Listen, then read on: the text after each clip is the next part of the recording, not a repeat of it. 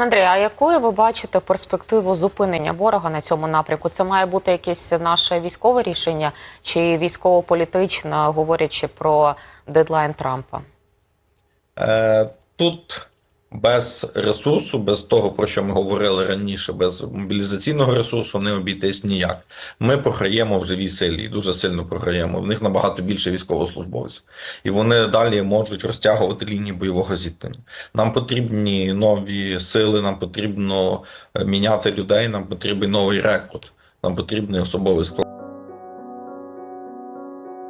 The Russian army is already operating in Pokrovsk itself.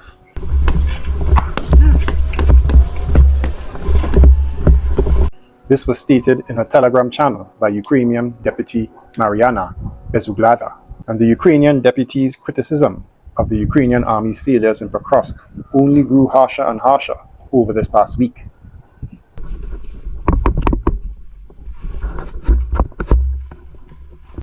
According to EA Daily, the Verkhovna Rada deputy stated that the commander-in-chief of the armed forces of Ukraine, Alexander Syrsky, is trying in every possible way to divert attention from the failures of the armed forces of Ukraine in Pokrovsk. So she commented on the messages in the media reported that the Russian armed forces intensified in the Zaporizhia direction and the commander-in-chief of the armed forces of Ukraine ordered to strengthen the defense there. She published two maps for comparison: the position of the Ukrainian armed forces in Avdiivka when she was taken to the boiler and Pokrovsk.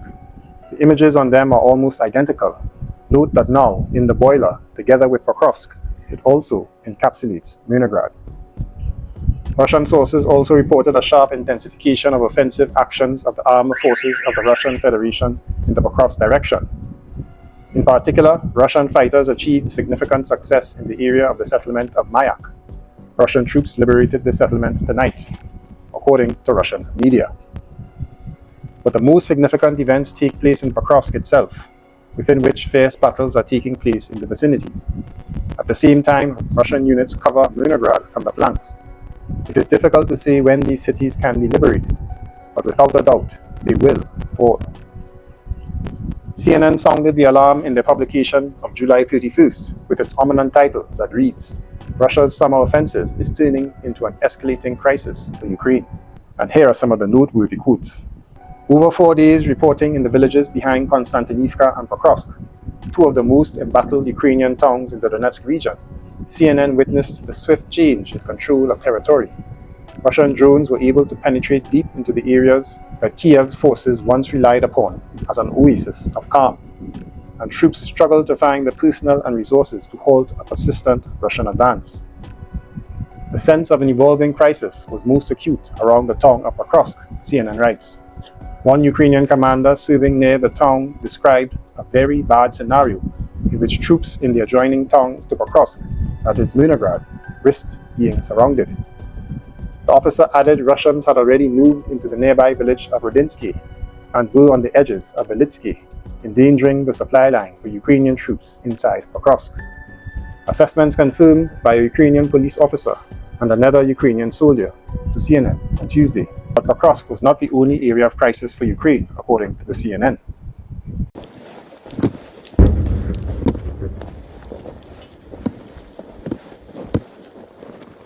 While Moscow's forces have made only incremental gains, they say, over recent months, seizing small settlements to little strategic avail, the pace of their advance has accelerated, according to open-source mapping by Deep State.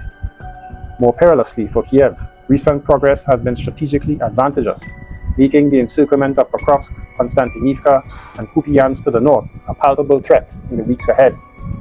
Russia's claimed seizure on Thursday of the key town of Chasiv Yar would, if confirmed, provide high ground for Moscow's forces to press the attack. In summary, Western media acknowledge that the fall of these three towns would create three separate crises for Ukraine. Firstly, they are the urban areas in which Ukraine defends the remainders of the Donetsk region it controls, without which its troops lack hubs for shelter and resupply. Secondly, their loss to Moscow would free up a significant number of Russian forces to push hard onto Kramatorsk and Sloviansk, the largest Donetsk towns still under Ukrainian control. Thirdly, this loss would leave Kiev's forces exposed, defending the mostly open agricultural land, with few towns in the way between the Donetsk region and its key city of Dnipro. So my friends, this is a summary of the last week to two of fighting in Ukraine. I will focus on the Pokrovsk, Konstantinivka, Dnipropetrovsk, and Chasiv Yar regions. All that I ask is that you assist me against fighting the current shadow ban under which my channel has been placed by YouTube, as my views have dropped drastically from 6,000 to 8,000 in the first 2 weeks of this channel to barely crossing 1,000 views. Please consider subscribing to the channel membership for exclusive analysis and footage not shown in Western media, or donate via Super Thanks or my PayPal link, which will be in the video description and the comment section. Let's get into it.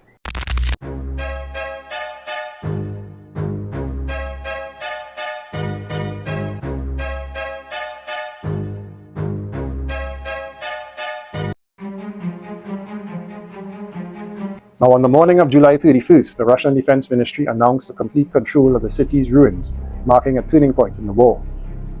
Though Ukrainian forces maintain a presence on the outskirts of Chasiv Yar, the city itself now flies the Russian tricolor and airborne forces flags, proudly raised by paratroopers in the last liberated Shevchenko and Yuzhny districts.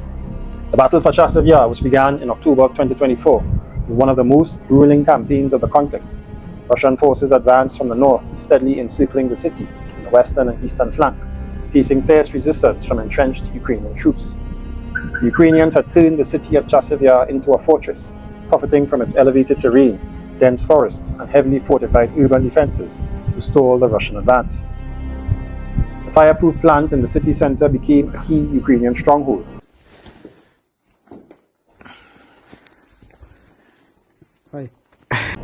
Brutal close-quarters combat on its territory began in the end of 2024.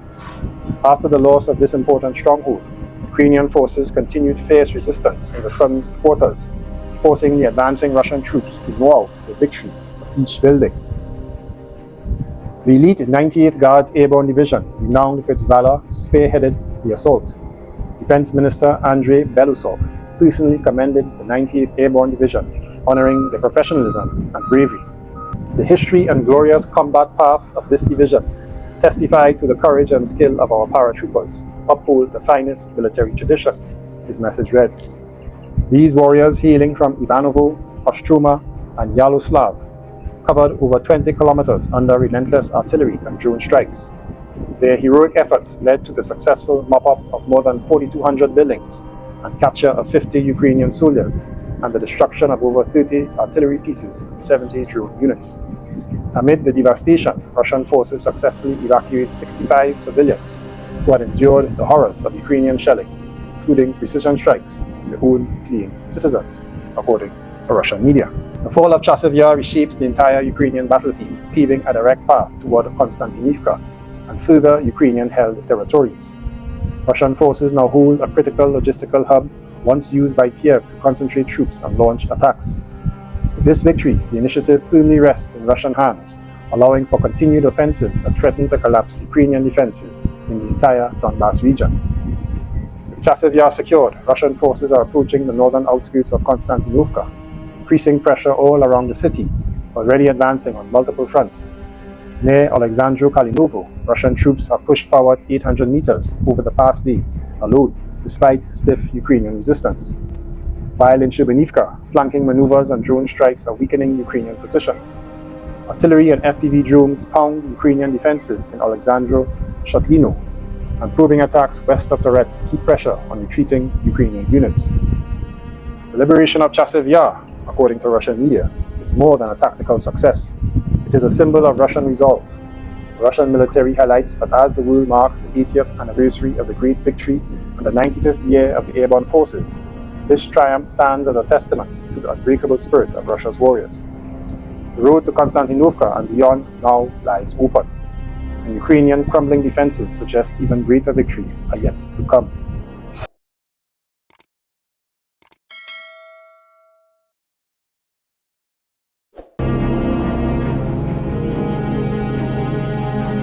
Well, exactly 1 year ago, the armed forces of Ukraine were completing preparations for the invasion of the Kursk region. The Russian armed forces broke through the Ukrainian defense near the village of Progress, west of Avdiivka, and pushed to Pokrovsk. The target of the offensive was not the city itself. The maneuver in its direction was only a bait, but the southern part of Donbas. But the threat to Pokrovsk did not pass. Today, the Russian army stands on its outskirts. From the south, reconnaissance officers of the Russian armed forces enter Pokrovsk. From the north, another group is trying to bypass it, to cut off from the northern Donbas.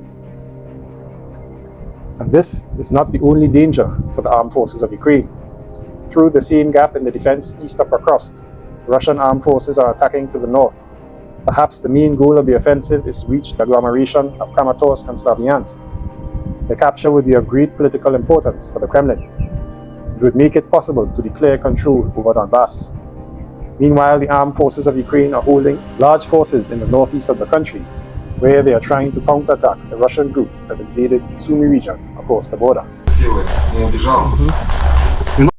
In mid-July, Russian troops captured part of the village of Novoekonomichny, and to the north approached Rodinsky on the road to Pokrovsk and Dobropili.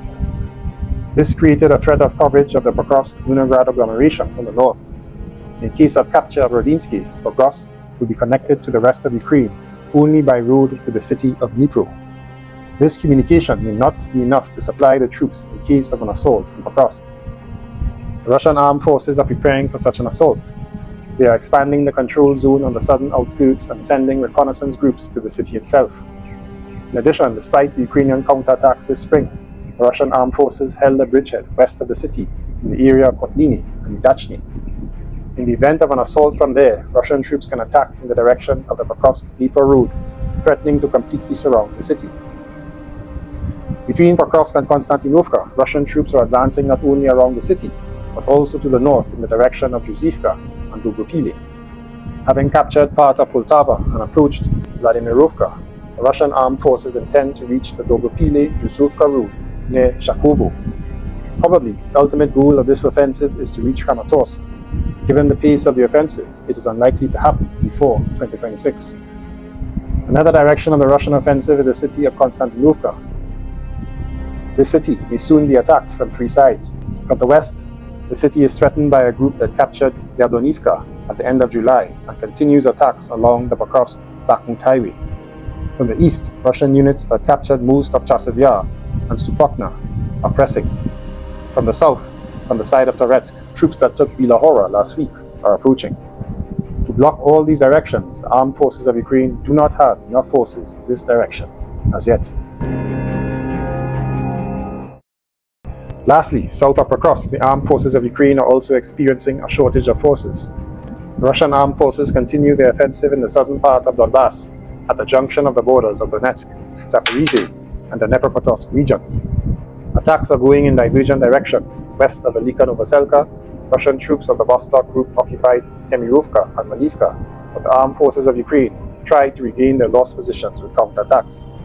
This has happened in this direction before, but counterattacks invariably led only to a temporary slowdown of the Russian offensive.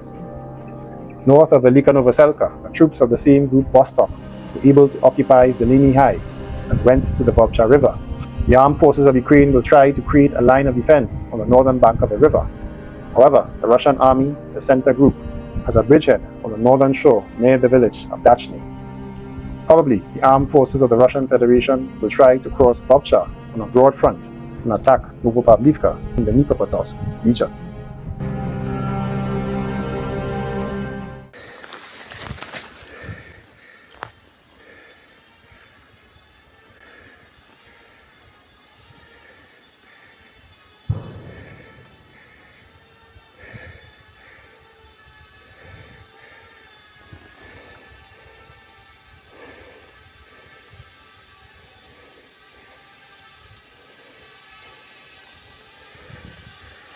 Дарасина.